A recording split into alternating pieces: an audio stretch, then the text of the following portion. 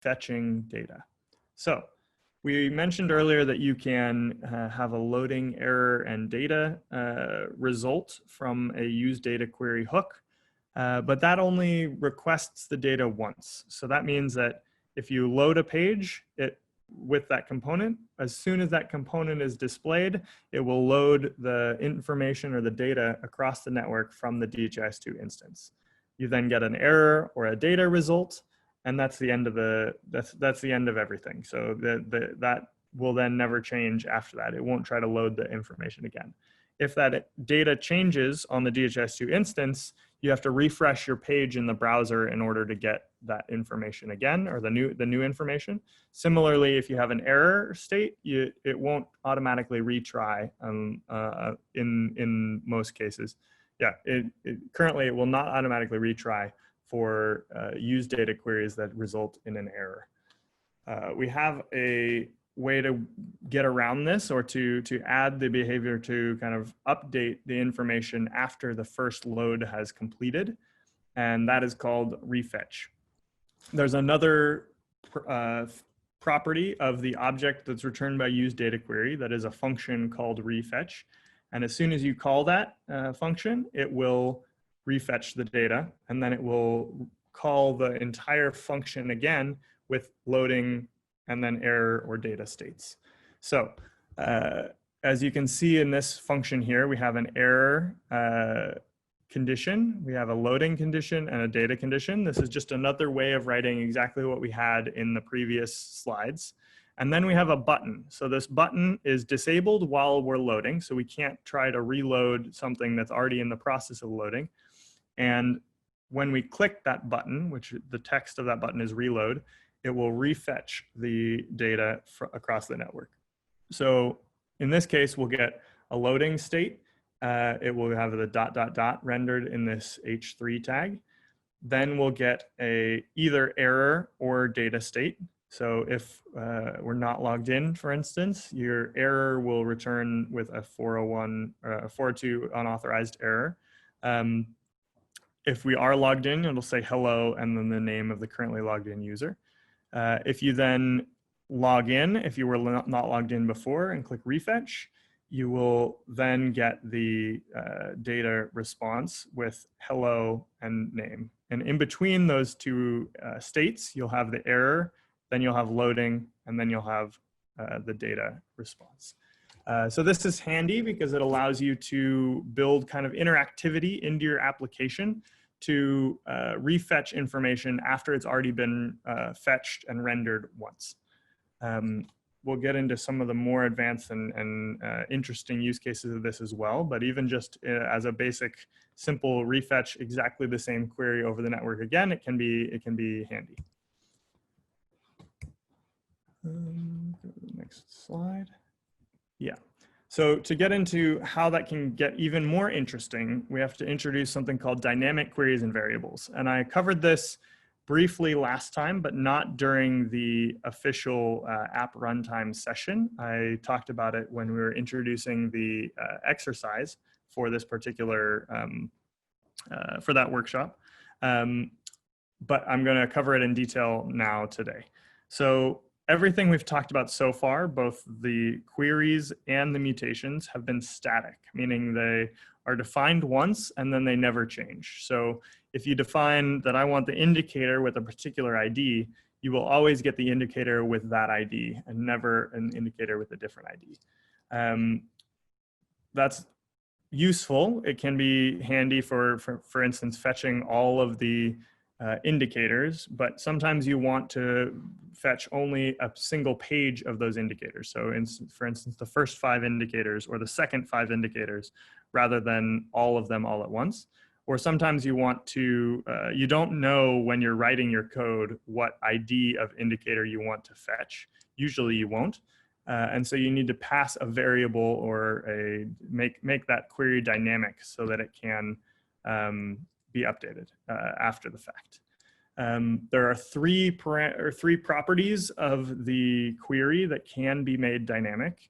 Those are ID, params, and data. So each of those, resource is not one of those, so you can't have a query that is fully dynamic. It will always be pointing at a specific resource for the moment. But you can have a custom or a dynamic ID, which means that the ID might change after the query is actually defined. And the way you make those properties of that query dynamic is you define them as a function, which takes a variable object as its only parameter, rather than as a primitive type. So in the examples we had before, I'll go back up here. Yeah, that's a good one. No, this is better. In this example, for instance, the data elements query in the middle, or at the third query in this query object here, we requested the resource data elements and the ID, this UID. If we didn't know this ID yet, we would instead define this as a function which takes an ID parameter and then returns the ID that we want to fetch. I'll show you how to do that in the next slide. So here on the left, we have a static query. So in this case, we're fetching, I used a number here in DHIS2. You wouldn't use a number for an ID, but this is just an example and it's a little bit easier to read. So in this query, which we've just called my query, we have two parallel requests. The first is for the indicator with the ID 42. So this means that every time we run this query, it will always fetch the indicator with ID 42. And then the second part of this query is a list of visualizations, and we've passed a filter to that visualization list. So in this case, we are finding all of the visualizations with a name which starts with ANC. It has to start with that and its case insensitive comparison. You can find how filters are defined in the documentation for the API. It's different for different endpoints, but this is a common one, and it helps to, it allows us basically to do a search on those visualizations. But on the left side here, we're always fetching the indicator with ID 42 and the visualizations which start with ANC. And maybe that's not always what we want to do. Maybe we want to have a text box where we can type the search term that we want to use for our visualization list. Or maybe we are at a particular route in our application, which tells us what the ID of the indicator we want to display is. So and that might be 64 instead of 42. The point is that these, if we write these into our code, they can never be changed. And oftentimes in DHIS2, things are very dynamic and they might change on the fly. So on the right, we have the same exact query, but written in a dynamic way. So you can see that instead of the ID being the number 42, the ID is a function which takes an object with an ID property, and then it returns whatever that ID property is. This might seem a little silly to have an object with the ID property, but I'll show why that's necessary in a minute. Because we also have another variable which we can pass, which is called search term. So if you look at the params property or field of the filtered visualizations query, you have another function which takes an object, which is the variables object. And this time we're passing the variable search term, and we're using that instead of ANC when we're generating that filter.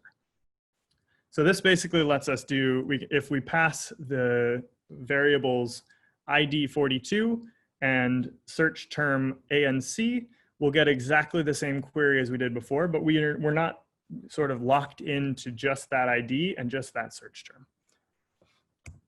So how do we actually use those variables once we've defined that query? So in this case, there are two different ways to do that. The first one is when that component mounts. So when the use data query spawns its first request. And in that case, we have this use data query call again with the my query, which is defined as what we had on the previous page. But then we have a second parameter to this use data query hook, which is an options object. And the variables field of that options object has an object with the two variables that we defined in our query, the ID, which is set to 42, and the search term, which is set to A and C. So in this case, this will be identical to the case where it was a static query, but we have the option in this case, for instance, to take the ID as a as a prop to our component that is rendering this hook, or the search term as a prop from this hook, or we could pull it in from state, for instance, as well. There's a few different ways to go about that, but this allows it to be dynamic, so it doesn't have to be defined when we're actually writing our code, which we'd almost never want to do. And the second option is to pass new variables to a query when you call refetch. So if, for instance, you press a button and it gets to the next page, you might refetch with a different page variable and pass that to the params of your query. Or in this case, we're just calling refetch with the two variables that we've defined, ID and search term. And in this case, we're just calling them with 42 and A and C, but we might call them with something different later when we call that refetch. And then as we saw before, the React component will re-render or recall that function with new data, error, and loading variable states. This is really powerful because it allows us to have basically define the way our UI reacts to changes in data and changes in state, and then to actually trigger those changes in a declarative way. In the refetch component, or the refetch call, is actually imperative, but I won't get into the distinction of that too much. Yeah, this is a very powerful and possibly confusing function of the use data query and use data mutation hooks, but hopefully it's very useful and powerful for your applications. I'm going to look. I thought we saw. Oh, here we go. Yeah, I saw Pete had a. Yeah, I'm gonna get into that in a minute, Pete. Thanks for asking that question. His question was, if you use the lazy property of the use data query, which I'll cover in just a minute, do you need to pass initial values for the variables object? Technically, there is we don't enforce anything about that variables object. So you could, even if you're not using a lazy query, which I'll get into in a minute, you don't need to pass any variables to that function. You'll just get your, basically your query, the dynamic parts of your query will be called with an empty object in that case. So search term would be undefined and ID would be undefined. And obviously that probably wouldn't work for this particular query. But you could also have, you could set these to be, have a default value, for instance, in this function. So ID you could say ID equals 42 here, and that would set a default value of 42 whenever that ID was undefined. Similarly for search term. That's one way to go about it. It's not required to pass variables when you first load, and it's definitely not required when you have a lazy function. Thanks, Jan Gerke, for responding to that as well. Next, I'm going to talk about pagination, which we again covered briefly or kind of tangentially in the exercise for the workshop last time. And specifically what we have here is how do we use those dynamic queries that we just learned about to paginate data? So to say, I want all the indicators, but I don't, if there are 1,000 of them, I don't want to load all of them at the same time. I want to load them 10 at a time, for instance, and then get 10 and then have a button that clicks next and see numbers 11 through 20 and click next and see numbers 21 through 30, et cetera. So we can see that actually in this example, which is from the workshop last time, and we'll do this example, this exercise again, particularly working on the bonus question for those of you that didn't complete it last time, or didn't attempt it because it was a bonus question that wasn't required. We'll do that again later today. But if we look here at this pagination example, so we have here a paginated visualizations table, which has a query. And this query has a dynamic component. In this case, our params component of this query, it takes a single variable called page, and then it returns, basically it sets the parameters based on what's passed in there. So page is set to whatever is passed in, page size is always 5, and the fields are static as ID, name, and description. So here we could also, as Pete kind of pointed out, we could say page equals 0, so that if we don't pass variables when we first initialize our query, it will initialize to 0 automatically. Instead here, when we actually use our data query, we're setting page to 0. And then when we refetch, which is in a different component, we will actually change that page number. So here we have what we call pagination controls. It's another component. You could also define this in this same component, but it's a little bit cleaner to put it somewhere else. And we have two props that we're passing to that component. One is the refetch function, so that component can refetch this query. And the second is the pagination details. So as we saw in one of the examples earlier, when you request a paginated response from a collection resource in the API, you get two things. You get the pager, which has the current page, the total number of pages, etc., as well as the actual data that for the current page. So in this case, we're passing the pager part of that to this pagination control so that we know what the current page is and what the total number of pages are. If we go back to our components here, we can look at that pagination controls, and we can see that we're getting this pager from the parent component. From that pager, we get page and page count, so the total number of pages. And then we use both of those to figure out how to render these buttons and what to do when we click them. So we have 4 buttons. The first is called first, so that goes to the first page, or page 0. Page 1, sorry, not page 0. Then we have previous, which goes to the previous page if we're on a page that's after the first page. Next goes to the next page, and last goes to the last page. Fairly straightforward. You can see that we're disabling these buttons in certain situations. So for instance, if we're on the first page, we should disable the first button, because going to the first page from the first page doesn't do anything. Similarly, if we're on the first page, you can't go to the previous page from that. So we'll disable it in both of those cases. And that you can see we're doing here when page equals 1, we're disabling this button. Similarly, if you're on the last page, so if the current page equals the total number of pages, then we're going to disable the next and the last buttons. And finally here, we're on the on first, on previous, on next, on last functions that we've defined here. Basically, they call this refetch with new variables. So if you remember in the component that is the parent of this one, the query was dynamic, and it took a page variable. So in this case, we know the current page, and we know that when we click the previous button, we should refetch that query with the page -1. So the previous page to the current one.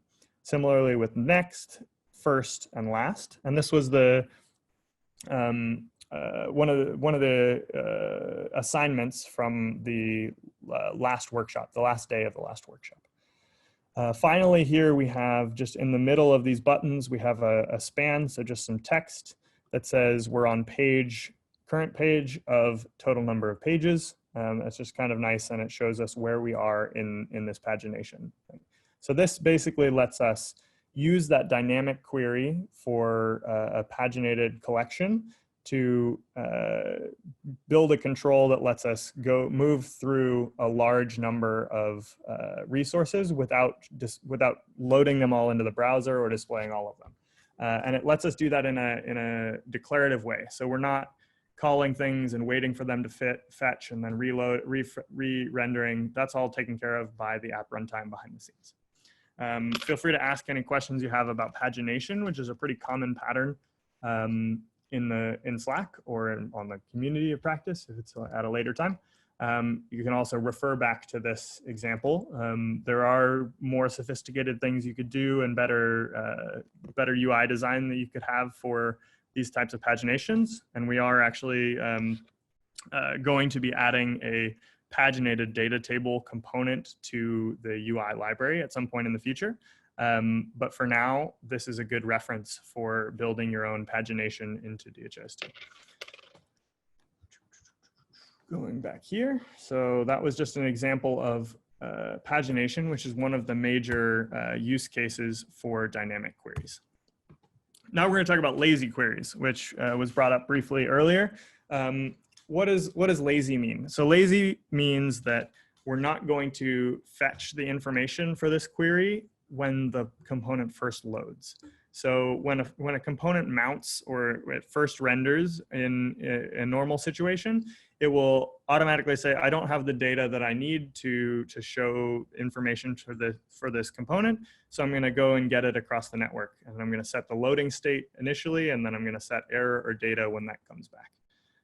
If it's a lazy query, which is an option that we can pass to the use data query hook in the second object, just like the variables, then I'm not going to do anything when this component first mounts. I'm going to let you render whatever you want without any data or loading state or error state. And then once a refetch is called at a later time, then I will start loading and then return either an error or a data state. So queries are optionally lazy. So it's an option that you can pass to the use data query hook. Mutations are lazy by default. So you could actually pass lazy false to a mutation and it would run when when that component mounts. I wouldn't recommend that. But they're lazy by default, which means that when you use the use data mutation hook, it won't do anything until you call the mutate function. That's an important distinction. So if you just have a use data mutation hook, it's not going to do anything out of the box until you call the mutate function at a later time, usually when the user does something like click a button. The definition, as I mentioned, of a lazy query is that it won't start loading until refetch is called at a later time. And then the final piece here is that we have another returned property of this object from the use data query hook, which is the called variable, and that will be false until the loading starts. So once we call refetch for the first time, then called becomes true. We can use that in a kind of cool way. So when refetch hasn't been called yet, which means this button that we're defining here at the bottom hasn't yet been clicked, we can say something different in this text, which says click the load button, and then the load button needs to be clicked before anything happens. We can also change the text of that button so that if we've already called and fetched the data once, we change the text to refresh. Otherwise, we have the button say load. So the first time it says load, you click on it, it starts loading, and then you get the ... and then either an error or a data state. This is a lazy function, and as Pete mentioned, you do not need to pass variables to this use data query hook if it's a dynamic query, but you would need to pass those variables to the refetch function when you call it if they're required. That's the lazy property or option for use data query. Does anybody have any questions about that? Do we have? Pete had a question or a comment here. Some endpoints don't include paging by default. That is true. So you do have to add additional properties there. So that's a good point. Yeah. So you might need to pass some pagination, different properties to get pagination to work with different endpoints in the DHIS2 API. Most of the metadata endpoints should have the same pagination behavior as we saw in that example. Async callbacks. I believe this is the last kind of secret feature or something like that of use data queries that we'll talk about today. And that is basically what it allows you to do is to react to, that's a joke, but to respond to the state changes that happen by default in the use data query. So in this case, we're calling use data query with a query, and we're only caring about the loading state at the end. So in this case, like probably this wouldn't be a very interesting component to render, but it serves our purposes here. So if where the fetch for the me endpoint is in the process of loading, we return a ... And once it's done, we just say done. So we don't do anything with the data, and we don't handle any errors in this component. We just say we're loading, all right, we're finished loading, whether that's an error or not. What we do have here is two callbacks that we pass to the options object of this use data query, which allow us to respond when there's an error or when the request is completed.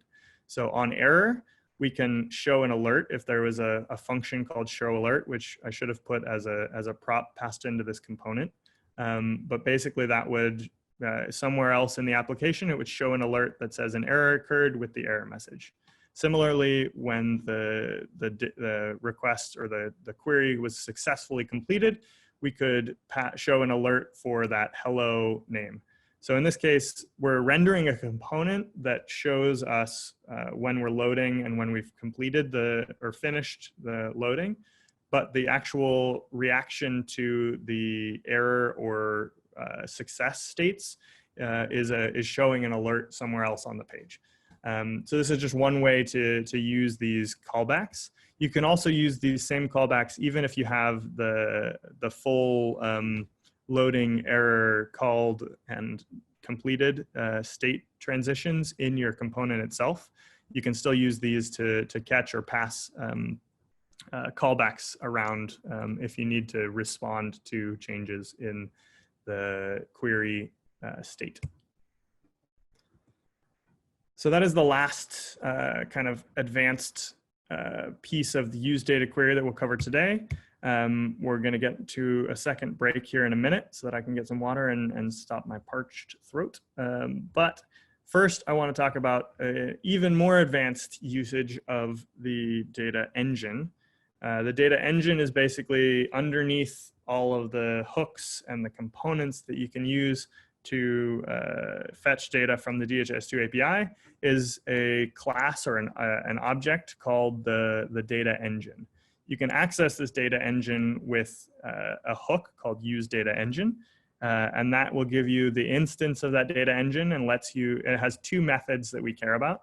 Those methods are query and mutate. So this is a way to pass around the engine to places that are maybe outside of React or like event handlers that are somewhere else in JavaScript code that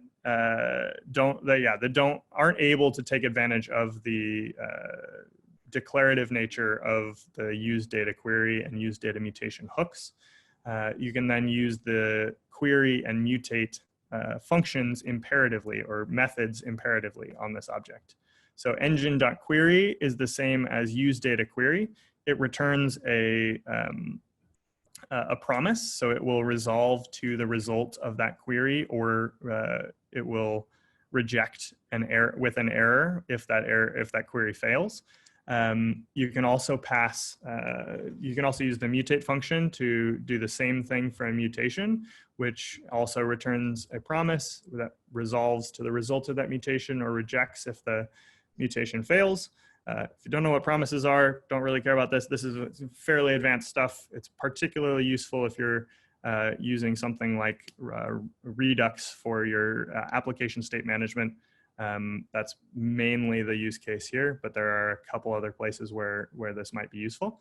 There is an example in the app runtime documentation for using data engine in Redux as well.